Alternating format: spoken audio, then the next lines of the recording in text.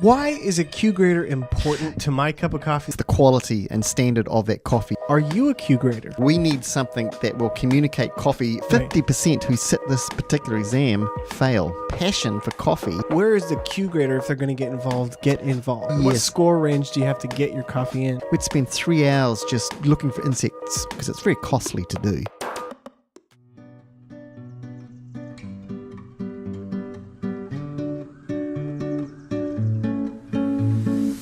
Welcome to Bean stuff. Today we talk about the Q. Q as in Q grader. Putting the Q into coffee. Why is a Q grader important to my cup of coffee that I'm drinking? Yeah, really it's the quality and standard of that coffee you're having. Right. The Q grader, which we're going to talk about, analyzes your coffee that you're drinking and gives it a score, gives it some notes and says this is true of this coffee that you're drinking, so that the cafe owner, when he buys coffee, Right. he can say, these Q people have said this is really good and I can trust them. Yeah. And I think for people who want to watch 30 seconds or listen to 30 seconds of the podcast and be done, I can sum it up by relating it to a sommelier. Yes. I think I'm saying that correctly, hopefully. We had to work on the pronunciation. Both of us were unsure. Yes. But it's basically you are a coffee sommelier. In a sense. Yeah, it's true. So if that's all the time you have today, you can go. Otherwise, we're going to go a little deeper, right? Yeah, and the nice thing about that is that if you're a coffee sommelier, you can talk to a person like myself or others. There's about 360 in the States and the worldwide as well. And you can find out, hopefully, anything that you want to know about coffee. Are you a Q grader? Oh, well, yes, I am a Q grader. So That's you good are questions. a Q grader. I am. I enjoy being a Q. I didn't even know what a Q grader was like sort of 15 years ago. I wouldn't know what that was. How did all this Q grading business begin? Well, it started in 2004 when they first decided we need something that will communicate coffee, whether you're in Brazil, Ethiopia, United States, New Zealand, wherever you are. And when we say a word, this tastes like peaches, you're all going to understand exactly what peaches are and you're all on the same page. Bang, you've got some credibility. I think sometimes I can think of Q grading or that process. It's almost like speaking French, but the language is coffee. That's right. And I think we talked a little bit in our coffee lexicon episode that we did that series on cupping. Yes, that includes it, yes. But there's this concept of like, if you and I, like right now, we can speak the same language and understand each other. If I say cup, we both have an image of maybe a different cup, but a cup. And Q grading gives us that same benefit, that same language, but in regards to coffee.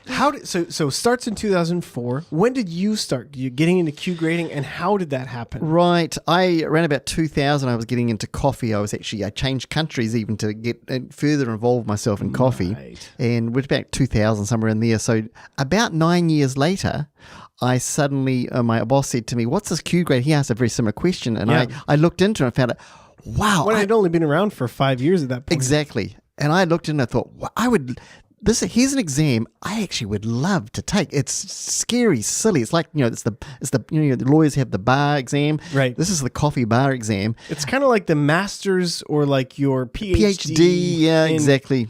In this sense, in coffee. Yep. But it's that higher education that's like beyond just knowing how to do the job. There's the Y's involved in it. Lots of Y's. For me, Y's and Q's. Y's and Q's. Yeah, very good. No, and for me, it was like I realized I had this passion for coffee, and here was how I could express myself and think about it and not be looked at just as a nerd, but I could find out and delve into it deeply, and actually they may even let me pass. Yeah. And you probably meet a lot of other like-minded people. You do, and it's nice to be able to talk the same language with other people and not thought of as a little odd. So this sounds like some serious business. We've mentioned the word PhD. We've thrown out some master's degrees. How many people partake in or are certified in this? It changes, I'm sure. Last I looked, there was around about 4,000, I believe, worldwide. Worldwide, wow. 360 in the USA, I believe, in 2016. I'm not sure if it goes. Sometimes it goes down a little bit, sometimes it goes up a little bit. So somewhere in there. The interesting thing of all those people, 50% who sit this particular exam fail. Wow. That's not very exciting, is it? It's like, oh no. So it's not. I mean, it's not easy. And It's not easy. Yeah, I mean, Which is good that it's not, because you are going to be the final say in a sense of coffee, and you want to be right. You want to be saying the right stuff. You don't want to be putting propaganda out there. To me, one of the main purposes of this is for the coffee farmer. right. He needs to understand what he's growing so that he doesn't just get the word back, oh, that's really good coffee, do it again next year. Right. He needs to know why, what's going on, how could he improve his coffee. And if he speaks a Q language as I do, then we can collaborate together and say, hey, why don't you try this? This would be very helpful for you to improve your coffee. Is Q grading always post roast, or is it always pre roast, or is it a combination? I guess where is the Q grader, if they're going to get involved? Right. It's both, to answer your question simply. And you're involved in the plant, you're involved in the seed, and part of if you have some coffee and you send it to CQI, and you send them the coffee, and a Q grader, it gets sent to 3 Q graders around that country, and they all go through it. And what you go through is you have 350 grams of green coffee. It hasn't been roasted yet. So the raw seed, after it's been processed. Yes, it's been through all that process like we've talked about. Right. And you go through 350 grams, and you go through meticulously. You go through, it takes quite a long time. What does that mean when you go through? Because I've seen you at a table with a large mat, and you are literally almost like you're typing on coffee. You're going through it. What do you look like? What are the things that you're just briefly? What are you looking at when you're going through those coffees? Yeah, you're looking for a number of things. You actually have a sheet of many things you're looking for. You're looking for blacks. You're looking for Quakers. You're looking for sours. You're looking for insects. You're looking for mold. You're looking for lots of things. And you're really, of that 350 grams of coffee, I don't know how many coffee seeds that is, but you've literally got to go through every one of them. And turning them over, looking at all the sides. Then come in from the other side and check you haven't missed any. Here's my question. So you're looking for all these defects. You know, we talked about the borer beetles in an earlier episode. So you might have bug bites, you might have growth defects in the bean or different things.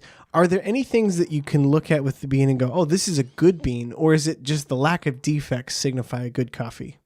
The lack of defects, and we put a numeric number to it, so that you can have no blacks, you can have no Quakers, you can have a certain few. What's a Quaker?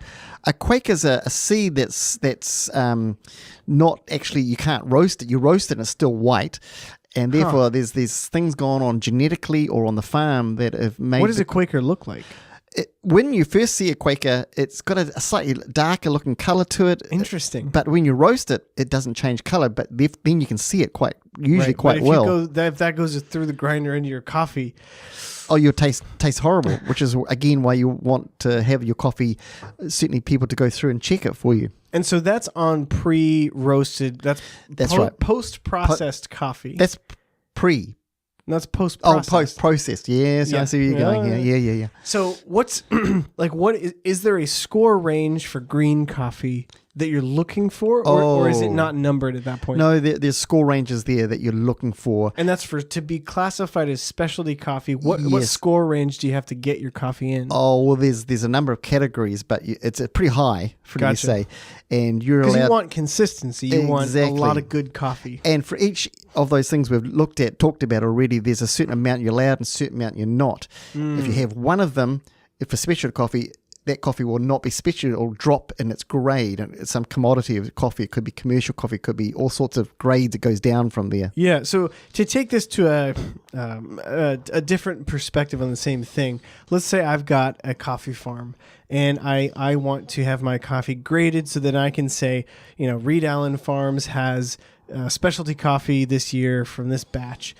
I have to send out 6 samples of 350 grams each to 6 different Q graders, and you would send them to a central place, CQI, and then they will take out what they need. So CQI would say you need to send us this much coffee, and then I would send that to you. They would distribute. They would send it to 3 different coffee Q graders. Gotcha. You can also go to a local roastery or wherever there's some Q graders around, and you can go and ask them, could you look at my coffee? That's possible. Gotcha. maybe this is off topic, but are there ever issues with farmers sending in coffee that they've already picked through so that they know they can get a good grade? I'm sure that's a possibility. I'm sure that's happened. The long term of that, though, is that once a roaster, like if a coffee got sent to us, where I roast coffee, and I go through the green for it first, and I would see this is not good coffee if he's picked through what he sent to the QCI, and he then sends us the normal stuff to us. If you're going to see an inconsistency. I can say, this is not what you said we were going to buy. And I think that's where education is important as far as coffee, because let's say you do a bunch of grading and you've been sent this premium coffee that's already been picked through. You say, hey, this is a great score. Then I, as a roaster, I say, oh, Paul graded that, said it was really good. Perfect. I'll buy it. I buy a bunch of it. I get it. I need to be able to look at that and at least be able to say, well, this doesn't match what the CQI was saying or what Paul was saying. This is different. So I guess that's kind of a check and balance. There is, and for a roaster, you would be, before you get your green coffee, you often get a pre-shipment sample sent to you, and you look at it, you grade it. Then you get a sample sent to once it comes into the country, and you grade it and look at it again, make sure that everything's consistent. So if you are going to try and cheat the system, that's a lot of work, and you have to have a lot of good coffee still in order to cheat the system. True. Yeah. So it's just probably better just to be honest. What role does Q grading play after the coffee's been roasted? Right. You roast it. There's certain protocols that you go. Often they're quite closely related to the SCA, the Specialty Coffee Association. And then you will taste and cup, and this is the second huge part of Q grading and we've been talking about this. Anybody can do this, cup coffee, and it's for a Q grader. You're cupping it, you're going through the SCA form in detail, and you're giving it points here and there. You're giving 10 points for sweetness, 10 points for flavor, 10 points for aftertaste if it's perfect. Right. And that is part of the Q grading. And interestingly enough, to be a Q grader, you do that as once. If you fail once, you get a second chance to do it because it's very costly to do. You're talking 2,500 or more probably. Wow. And then every 3 years you have to be recalibrated. And that's the cost to be a Q grader. Yes. Not the cost for the farmer necessarily. No. That's different. No. This is to be certified as a Q grader, that you are now someone that people can come to. And so it's not just an online thing you can do or something you can do in your spare time. You could, but it also there's a cost associated with it. There is a cost associated. And I always say to people, how do you become a Q grader? And one, I think a passion is very helpful. I think almost necessary. Yep. As if you were wine or any other, you're probably a passion for that particular product is going to be helpful. And experience is really helpful. You can learn stuff by knowledge, by reading, but for a Q grading, you'd really need to have some experience of cupping and knowing here's an Ethiopian, here's a Brazil, here's a whatever Sumatra, and they all taste different, and this is why they all taste different. So as a person who's not a Q grader myself, is it more important that I go get roasting experience or barista experience, or are both in some way applicable? If you're thinking about Q grading, let's say I wanted to start on that journey, what would that look like? I would typically, to answer your question, I'd probably say roasting's going to be the place you would find out and study and get experience more than a barista. Barista you can, and it depends who you are as a barista, how much you want to know about your coffee and why it's tasting like it is. Right. And I guess that makes sense. If you're roasting, you're working with the green coffee, that kind of stuff. Yes. So Q grading process. I've sent my coffee to the QC or CQI. Yes, that's hard to say. Or you've come to your local roaster who know there's a Q grader there. But let's say we're going through the CQI. Okay. I've sent them the coffee. They've distributed it out. You've graded it. Yes. Is there So you've graded the green coffee. Do you also roast it and taste it and then give it a score? That's all a part of CQI sending it out? Yep. That's the two parts. There's the green grading, and then there's the cupping, basically grading that we do at that point, which to get it from green to coffee, grading it, cupping, you need to roast it. And there's protocols there too. One thing I'm curious about the roasting side of it. Yes. Obviously, if they've sent it out to 3 different people, 3 different Q graders, and they're roasting it, there is the potential that each person roasts a little bit differently. There is a potential that, and there's, as I say, there's protocol that you keep within 8 to 12 minutes. There's a certain color you've got to have it at. So it's tight, Right. but there's always going to be, and I think that's why they have 3 people do it, so they can sort of check that on each other, make sure one Average person, it out. yeah, and see, one person's way off or 2 people are off. We need to redo this coffee because this is something's not right, going right here. And so theoretically, you're kind of getting the best case scenario for that coffee, for that sample, because, you could have a super highly rated coffee that then, someone roasts terribly, or Yes. so you could make it not taste good, even if it's a great coffee. Yeah. Okay, so we've got pre roast and post roast, and that's all for me as the grower, let's say, to get my coffee graded by Q grading by the CQI. What does that score? Yes. As a farmer, what does that score give me?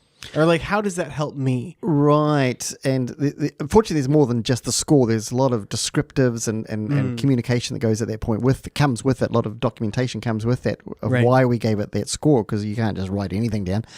For the farmer, he can then see, wow, I've got a very specialty coffee here. They've given this a high score. That means I can actually give this to people. I may get even a better price than I've been asking in the past. Right. And quite possibly, because if it's a good coffee, it's a good coffee. And as a farmer, do I have to do that each year? No, you don't have to do it every year. I mean, I guess I say it costs money to do. Right. But I think once you've done it once, you see where you're at. If you find it's really a bad score, you say, what do I need to do now to increase my score? Because this, on the scale of everyone else, mine's really low there. How do I get up there? You can certainly ask, you have it Q graded and you'll get some pointers there. And then from those pointers, you can go to the people who's going to help you in your particular place at the farmer. Right. Like, let me go to a horticulturist now and say, okay, the Q grader said my coffee was really bitter. Right.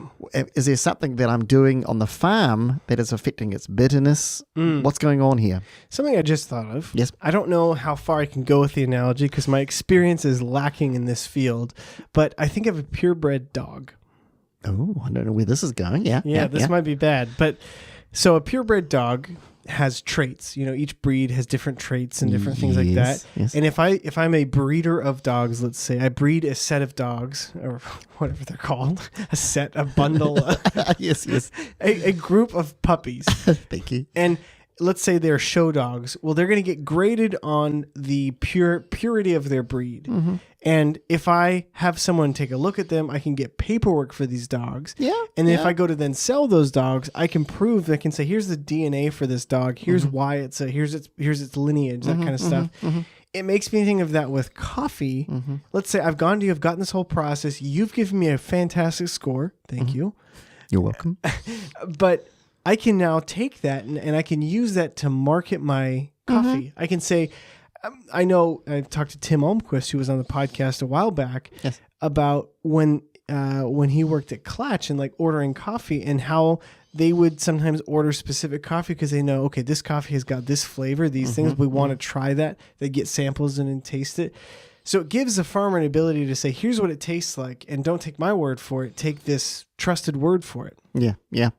I think that's not a bad analogy. It's I guess my dog analogy didn't go very far. Oh, it's good. It's true. It's rather than necessarily the variety and the pure breeding of the coffee. A Q grader is not looking at that so much. They're looking at more. Okay, here that's all happened, and now you've grown the plant.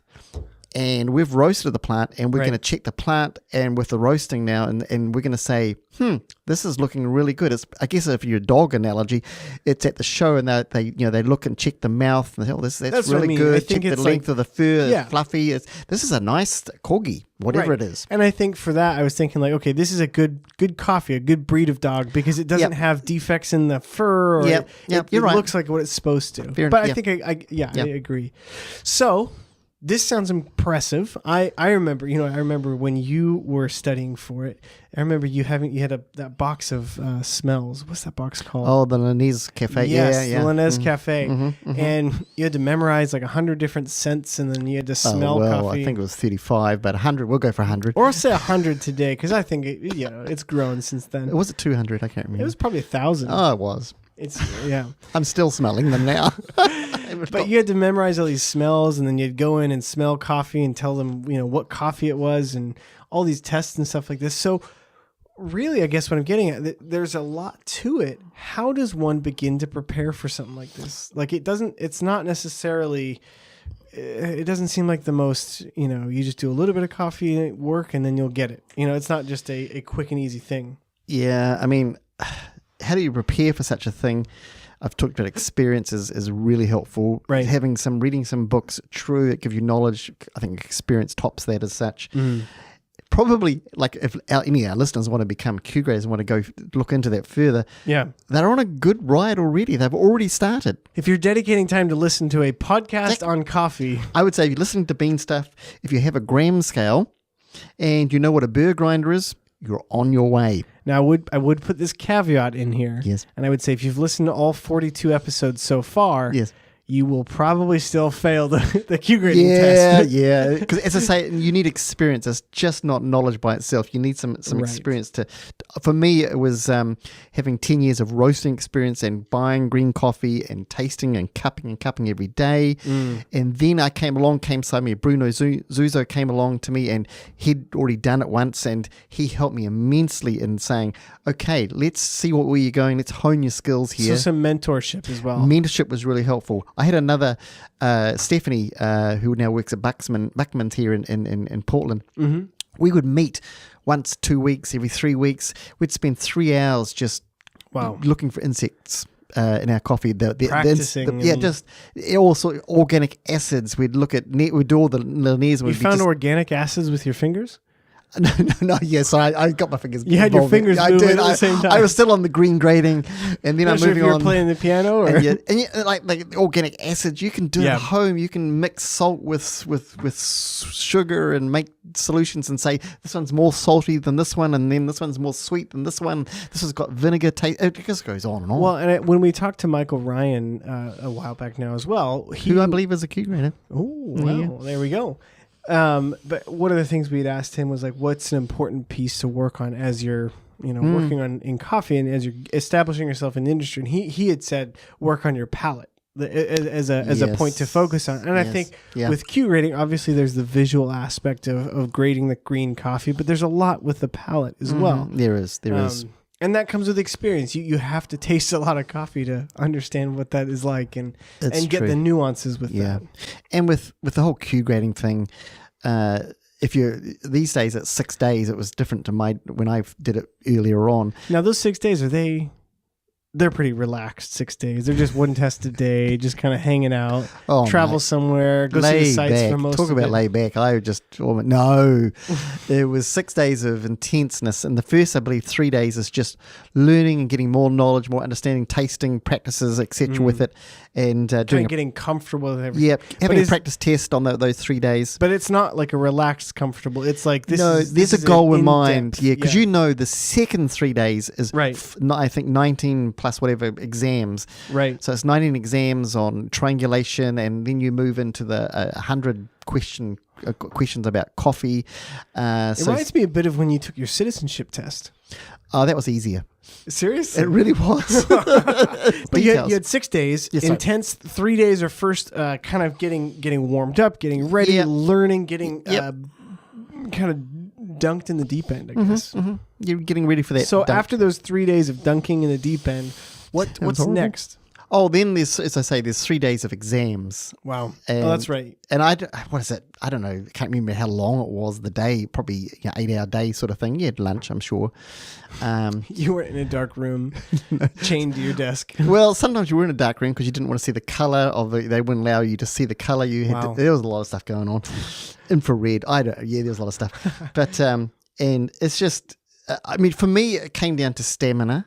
Yeah. And you want to make decisions calmly, yet quickly. There's some general testing knowledge that's applicable.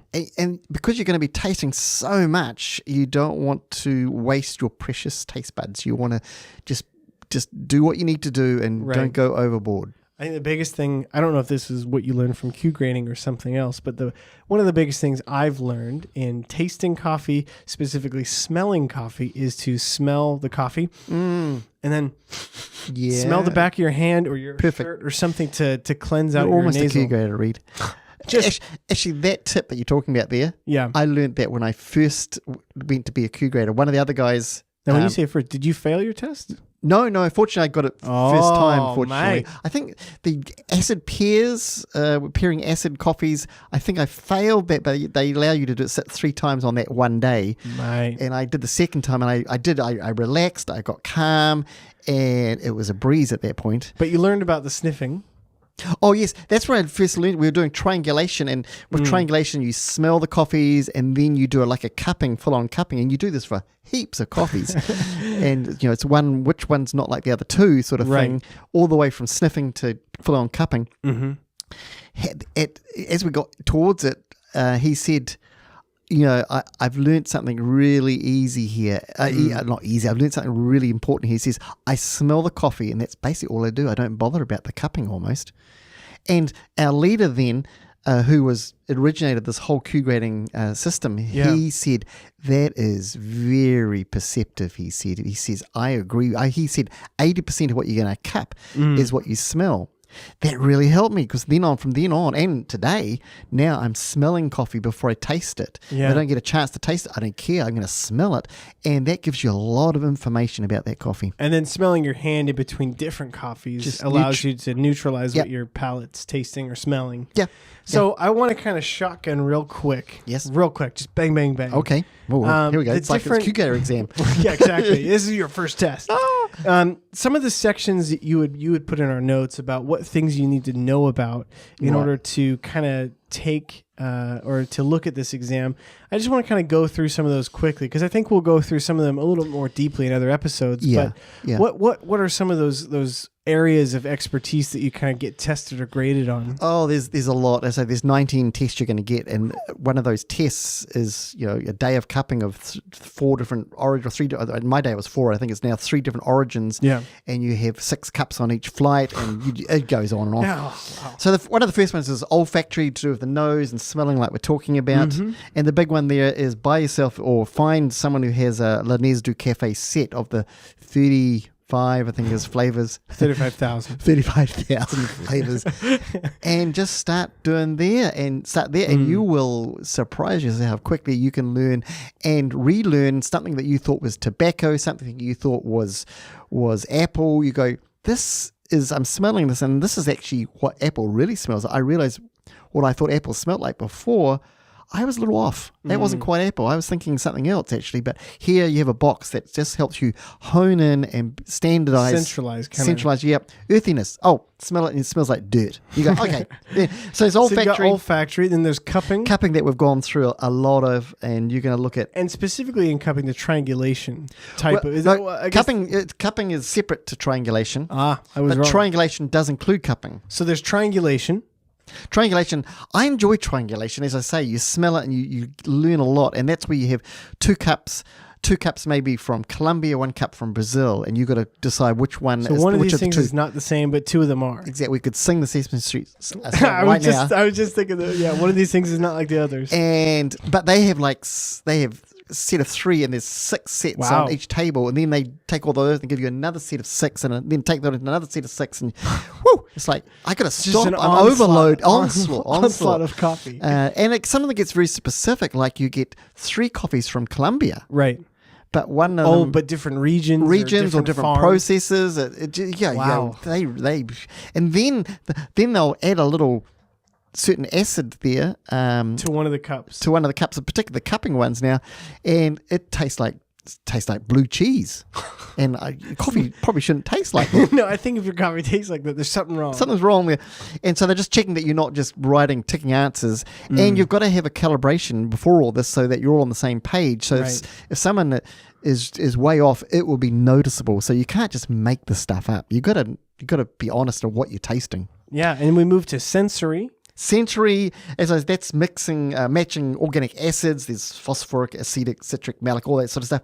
And that's really going between sweet, sour, and salty. Wow. which you can do in the kitchen yourself. You can start working those things out. But there's identifying roasts, and that's really the color. You've got Agtron you're working with, and you're just sorting out what colors are which. Can you give a 2-sentence description of what an Agtron is? Sorry, it's a machine that you grind coffee. That once you've roasted it, and you put, it looks like a microscope, a big or a photocopier almost. You put it under there, and it takes a picture of that, and it gives you an exact color of what that coffee is. Wow. Okay, coffee photocopier. Expensive. So you've got that, and you've got green coffee like we talked about with the defects. 4 boxes. They give you 4 boxes, and you pull them on the ground, and you've got to and all this is timed. I think I wrote at the beginning. I really like this. I'm going to say this. Say it. But the whole exam felt like this to me, if I could put it this way. It was trying to meditate in a traffic jam, whilst eradicating noise, aromas, flavors of the coffee you've just tasted, your own subjectivity to identify the truth, well, close to it. All that's done amongst other nervous and amped up people. Oh, yes. And the whole thing is timed. And then with this too, you do this, and then 3 years later, it's good that we have to recalibrate. I don't know, it's $500 to recalibrate to make sure you haven't sort of just slowly gone off, and you're now saying words that are not actually coffee words, or you're tasting stuff and you're not giving the right score compared to everyone else. So you come together. That's just a day course where you come together and you do 3 different flights of coffee, and you've got to be recalibrated, and you can fail that one too, and you've got one more chance to do that. So we've kind of talked about already all these processes and pieces. We've talked about the fact that, this is good for farmers because they get an identifier that they can use to then market. Also, if you get a bad score, it helps you understand what's wrong with your coffee. Yeah, what do I need to do here? Yeah. It's good for you as a roaster because you can look at it and say, oh, man, all right, this is being graded. I know I know I can trust that score, and I need a coffee that's going to do this in my blender or this. Or you roast the coffee, and then you do your Q grading of cupping it, and you go, this is working, or no, this is not. I need to change my whole profile for this particular coffee. There's a lot of benefits to saving you money as the roaster, because you can then buy coffees that hopefully are exactly what they say they taste like, or and also as the farmer, I think if you're doing a good job, it's kind of a reward. Is in yes, your coffee is good, and here's somebody else saying it is good as well. If someone's interested and they're like, I want to get on that train. Where should they go to start finding more information about Q grading? I would start in your kitchen. Okay. And that, when I say that, sort of what I mean is you taste your coffee, give your coffee a score. Start working on, is this for Q grading, you want 80 plus. And out of 100. Out of 100 points. And 10 is towards flavor, 10 is towards aftertaste, 10 is towards aroma, and all the way up there. So just start giving your coffee, say, I think this is this is the best coffee. This is a 90. Which is pretty high, but if it's special to coffee, it's going to start at 80 and it's going to go all the way up there. Right. Yeah. So that's just a good way to start training your mind to think, and I often say that, to think about your coffee.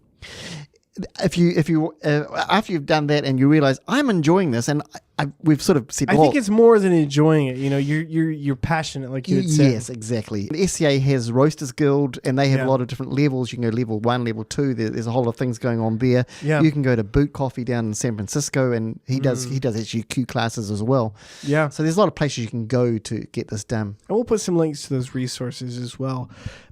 And this is, again, pretty overviewistic, if that's a word. This is a good word. This is it's a pretty high level view of everything that's going on. In future episodes, we want to go into like triangulation. What is that? And kind of looking at some of these broken down as they relate to Q grading, but also just as they relate to coffee. Thank you so much again for listening to the podcast. Thank you for tuning in. If you're curious, you have more questions about Q grading, or we said something you're like, oh my goodness, they're 100% wrong. That's right. Definitely let us know.